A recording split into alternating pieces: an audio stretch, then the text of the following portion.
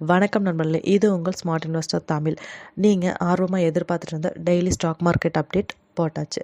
இன்றைய இந்திய பங்குச்சந்தை நிலவரத்தை மிக எளிமையாக பார்க்க போகிறோங்க. இது மாதிரி டெய்லி ஸ்டாக் மார்க்கெட் அப்டேட் தெரிஞ்சுக்கணுன்னா நம்மளோட ஸ்மார்ட் இன்வெஸ்டர் தமிழ் சேனலை சப்ஸ்கிரைப் பண்ணி வச்சுக்கோங்க.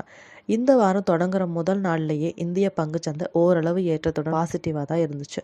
நிஃப்டி இன்னைக்கு சுமார் 24,100 புள்ளிகளுக்கு மேல் வர்த்தகமாச்சு. சென்செக்ஸ் இன்று 79,300 புள்ளிகள் என்ற அளவை தாண்டி முன்னேறுச்சு. லாபம் மற்றும் நஷ்டம்னு பார்த்தா இன்றைய வர்த்தகத்தில் ஐடி மற்றும் வங்கித்துறை பங்குகள் நல்ல லாபத்தை கொடுத்துச்சு. குறிப்பாக ரிலையன்ஸ் மற்றும் HDFC பேங்க் போன்ற நிறுவனங்கள் சந்தையை உயர்த்த ரொம்பவே உதவுச்சுங்க. அதே சமயம் சில ஆட்டோமொபைல் பங்குகள் சிறிய அளவில் சரிவை கண்டுச்சு. பங்குச்சந்தை முதலீடுகள் லாபகரமாக அமைய தொடர்ந்து சந்தையை கவனிப்பது ரொம்ப அவசியம். இது போன்ற தினசரி அப்டேட்டுகள் நமது சேனலை மறக்காமல் சப்ஸ்கிரைப் செஞ்சுக்கோங்க. உங்களோட ஃப்ரெண்ட்ஸ் அண்ட் ஃபேமிலி யாராச்சும் ஸ்டாக் மார்க்கெட்டில் இன்வெஸ்ட் பண்ணியிருந்தாங்கன்னா அவங்களுக்கு இந்த டெய்லி அப்டேட் வீடியோவை சென்ட் பண்ணிங்கன்னா அவங்க ரொம்ப யூஸ்ஃபுல்லாக இருப்பாங்க. தேங்க்யூ.